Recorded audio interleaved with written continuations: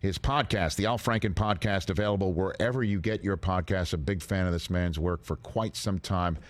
Former U.S. Senator from the state of Minnesota, Al Franken, here on the Rich Eisen Show. Good to see you. Good to see you, Rich. So what's your show about at the El Rey? Just talking about your career, It's your life? stand-up. Okay. So flat-out stand-up comedy. Flat-out stand-up. I started in comedy. Yes, I know. And years and years ago, Tom Davis and I were a team, Franken and Davis. I don't know if you remember us. Of course. We were two of the original SNL writers. And we did. You remember Bob and Ray? Of course. I knew you would be a Bob and Ray fan. Of course. So we were big Bob and Ray fans. So we did like a two-man thing, and I never did a single. And then after I left the Senate, I started doing I started doing speeches. Yeah. And I realized it was 80% funny. Right. So I went like, well, maybe I don't need the podium and notes, and I can just do funny. And then I started like working out at the Comedy Cellar in New York. Sure. I have grandchildren in New York and here. Yes. So I'm here for a month now. But in New York, I have my son, who's the biggest Vikings fan in the world. Mm-hmm. Grew up in New York City, because I was doing SNL and that stuff. And but thank God is a Vikings fan, and we suffered through this year. You passed your affliction on to him, is what you're saying? Al? He's more afflicted than I am. I mean, this was, as you know, a very rough season in many ways, also exhilarating in many ways. But at a certain point in the season, we won 11 games, record. Yes, of course, Al Franken, yes. And everyone was harrowing.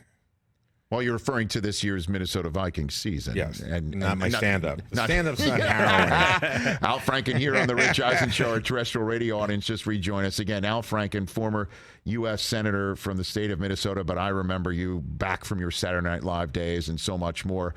New show next week, El Rey Theater here in Los Angeles. Go to alfranken.com for tickets. The Al Franken Podcast, wherever you get your podcasts, right here on the Rich Eisen Show. So stand-up, your stand-up act, is there anything from your first ever stand-up act that still works today that you're using? Or, no. Or it's all completely new material? Well, I mean, my first ever was, of course, with Tom. But yeah, I started doing like speeches 4 or 5 years ago. Yes. And I was going like, okay, this is just fun. Mm-hmm. And just throw away, just do stand up. And no, it's some of it's about my career, some of it's about my what's going on right now. Yes. Some of it's very topical. Very topical. Mm-hmm. Very we have a war going on in Ukraine, and that's pretty awful. Awful stuff makes for humor sometimes, mm-hmm. unfortunately. Right. Talk about Putin and Zelensky and that kind of stuff, but and there's actually no football in the is that stand-up. right? Okay, because again, you're a Vikings fan, and so when did you what stadium did you first see a Vikings game? Metropolitan Stadium. I was there for the push-off. I was there what we call the push-off. Okay. Yeah, which is otherwise known as the Hail Mary. And it was like the push-off. Yeah, Tom Davis and I were there. It was like 5 above 0. The push-off was Drew Pearson pushed off. Yeah.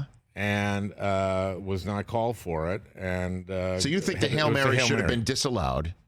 And so it was clear. It was a clear push-off, and that put the Dallas in the Super Bowl instead of us. We have this. You need he's going through a flashback right now. Okay. Okay. Now a lot of people don't know this. Okay. Or may not remember this, but Al Franken. The ref.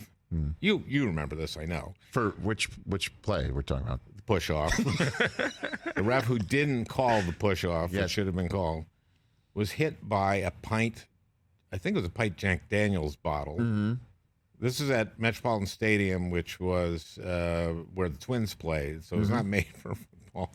But some guy from the bleachers hurled, and people drank a lot at these games because it was really cold. Yes. And I saw it arcing. I saw it. I saw a glint coming from the thing, and it hit the ref and knocked him out. Do you remember I this? do not remember this part. Oh, this was okay. So, I remember the catch, by the way.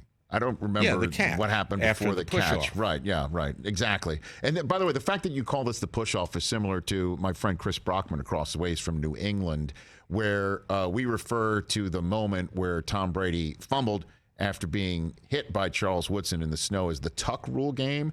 But you refer to it as what in New England? We call it the snow game. The snow game. They just focus on the snow, not the tuck rule, which how we all refer to it. Okay. We all refer to it as the Hail Mary. You call it the push-off. I find this just a fascinating dynamic that's somewhat... well, I call it the push-off because it was a push-off.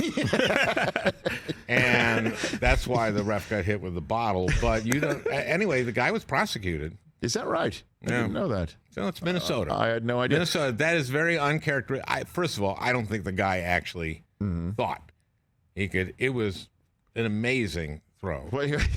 And I don't better than most of the Twins probably in that stadium at that point in time, I would imagine.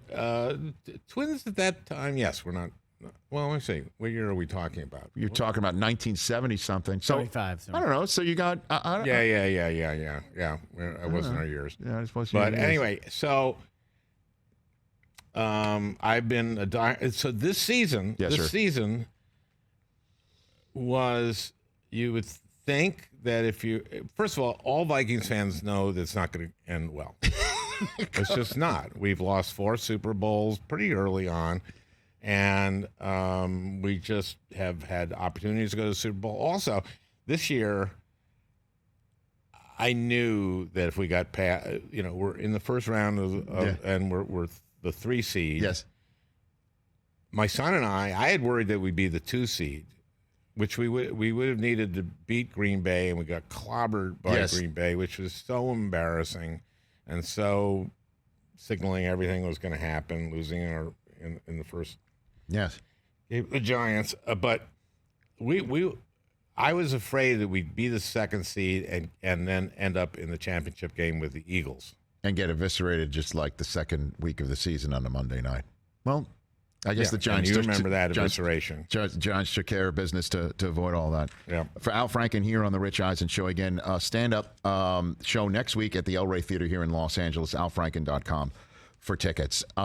I have to jump in and go to the Saturday Night Live world with you, if you don't mind, and how you got involved in that. How did SNL first come across your radar screen, Al? Well, it didn't exist when I just got a call from an agent saying you've been hired to do this, and as a writer, pretty much. What happened is Tom Davis and I did stand up Yes. in L.A., and this agent said, "Can you come in? You guys are great writers. Would you like to write for a variety, a comedy variety show?" And we said, "Yeah, but there's nothing on that we can do because the Carson show is on, which was great. Yeah, but we weren't Mighty Carson art players, writers, or kind of that monologue kind of writer. Carol Burnett was another variety show on. It was a great show. Of course. Generationally wrong for us. Yes. Sonny and Cher, not a great show. Not right for us. So he said, write something. Why don't you just write a writing sample for something you'd like to see on the air? Right. So we wrote a newscast, a commercial parody, a sketch, which was a parody of Sonny and Cher, and a conceptual film, and that was it. For those of you, that's the 10 poles of Saturday Night Live right there. Those are 4 of them right there. Pretty much. I mean, and believe me, they were not. It wasn't exactly like what we ended up with. But actually, the commercial parody we wrote was on, and so, but it was 14 pages long, and I just want to. I know that there are people who want to be comedy writers, and as a veteran writer, people give me, like, someone's nephew wants to be a comedy writer, and they'll give me 50 pages of stuff, and you can tell after a couple pages if this person has an original voice and is funny. And sometimes I'll give some critique, and they'll go, "But I executed a premise." Yes.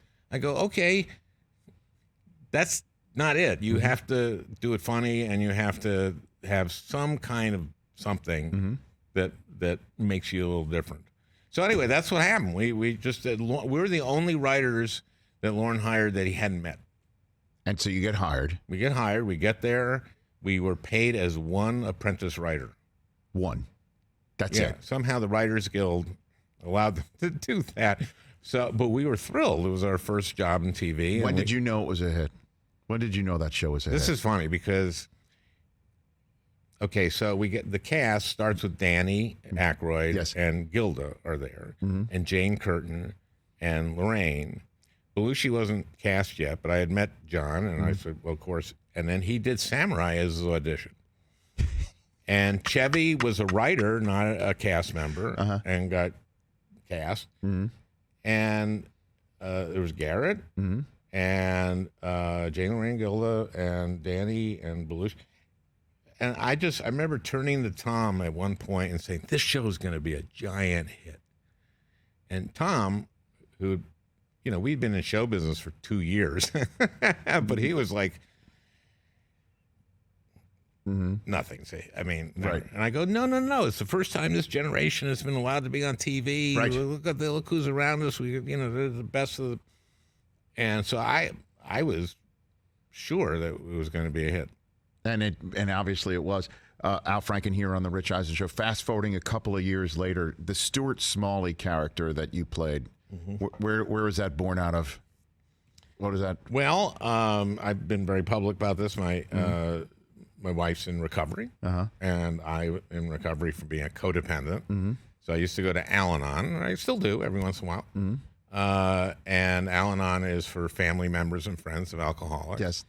And there was a guy in a meeting who said that he knew the higher power had put an apartment in his life. And I went, this guy's ridiculous. And then the next week, at the same meeting, he said something that hit me very profoundly.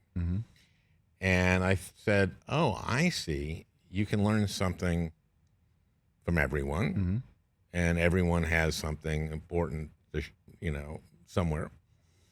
And so I kind of modeled this character a little bit after him, of someone who really, really needed this 12-step program, and who every once in a while would say something that you would go, oh, my God, that's really valuable. So where did the catchphrase come from? I'm good enough, I'm smart enough, and doggone it, people like me. That just was something that you just created? Or did he actually say it? No, he hadn't said that. But okay. I thought the Stuart character he had all these insecurities, but he wanted everyone to understand the tools of recovery. Right. And part of it is saying, I'm good enough, I'm sufficient. Yes. And so that was, he got some good, Stuart would say things like, it's easier to put on slippers than it is to carpet the entire world. And that's like brilliant. It is. And then the last one on this one is, who was the one to pitch the idea to Michael Jordan to say you should go on the Stuart Smalley sketch, like the most self-confident individual of all time? That was what was great about this, which was that kind of has become. I even had Ted Cruz come up to me on a Monday and go like, Al, I was watching an old SNL rerun and I saw Stuart Smalley with Michael Jordan. That was brilliant. I'm going like, Ted isn't such a bad. So that obviously cut through, but did you have to explain to Jordan what it was, or did you know? He got it. He knew it. He was in. He was in from the beginning. He completely got it. I had to tell him, don't break. Yeah. Because he kind of was in the dress rehearsal kind of breaking. And I said, and it was fine if he almost broke. Yes. So, but every once in a while, you're doing a live TV show, and sometimes it peaks on air and sometimes it doesn't. And that one peaked on air. Al Franken here on the Rich Eisen Show. Before I let you go, let's hit Trading Places. When did you first get involved in that film? Well, Aykroyd, of course, yes, was our connection there, and so we were baggage handler, stoned baggage handler number 1 and stoned baggage handler number 2. Yes. And in it, when we got there, the first thing we did was do a scene where we smoked a joint. Later, in the shooting of the movie, they had Eddie smoke a joint in the bathroom, right? Mm-hmm. So they took our smoking a joint out. And so that, of course, motivated all our performances or afterwards. So instead of stone baggage handler number 1 and stone baggage handler number 2, we were just sort of idiot baggage handler number 1 and baggage handler number 2. So we just, and it was weird because we just were in our trailer and then they hadn't really written lines, and then we came out and it was improvised. You improvised those? Yeah. Is it true that the character of Clarence Beeks was originally slated to be G. Gordon Liddy? Or that's a false story? And that he didn't want to do it because he heard what happened to the ape at the end with, obviously, Clarence Beeks. Last part sounds not true. That's false. Yeah. Right. The other part, I have no idea. You'd have to ask someone else, but it sounds like it could be true. That's what it sounds like. But that's why things that get happen is. But I knew Liddy. I did a sitcom called Late Line where I had him on like 2 or 3 times. He was very funny. A terrible guy in many ways, but still really funny. Right. In an odd way. But I mean, that film still stands the test of time. Trading Places, 1,000,000%. I'm sure you must hear that all the time. I hear that all the time. It's nice to hear. Even though you're just right at the end playing idiot, not stone baggage handler number 1. It didn't really hurt. It didn't. Like someone is going. No one went. Fantastic. Why are they acting so spaced out? It worked. It's a great movie, man. It's so much fun. So best of luck on your show at the El Rey Theater in Los Angeles. AlFranken.com for tickets. New episodes of the podcast available wherever you get your podcasts. You recently guest hosted Jimmy Kimmel. You're gonna hop on the Daily Show. You're gonna guest host the Daily Show. Yeah, sometime. Trevor Noah stepped down, or moved on, and so they're having. I've been watching. D.L. Hughley's been on this week. He's been very good. It's very interesting to watch it with different hosts taking it different places. Right. Oh, I mean, that sounds great. I will be out there watching when you do it. Well, and thank you for being here on this program. Best of luck to your Minnesota Vikings in the future, sir. Hey, the Twins are pretty good too, though. I mean, the Twins are getting better. They're always getting better. Except unless when they don't. By the way, I love the push off. I can't wait to mention that too. Go. Yes. Look at the film. Doesn't lie. The eye in the sky doesn't lie. He actually pushed off. He pushes off. Okay. I'll mention that to Drew Pearson next time I see him, see how he handles it. Please do. At Al Franken on Twitter and Instagram. Check out again the Al Franken podcast. And then next week, you're here in Los Angeles on Friday, 8 Eastern time. Check out Al Franken at the El Rey Theater. Catch the Rich Eisen Show every single day on the Roku channel, 12 to 3 Eastern for free.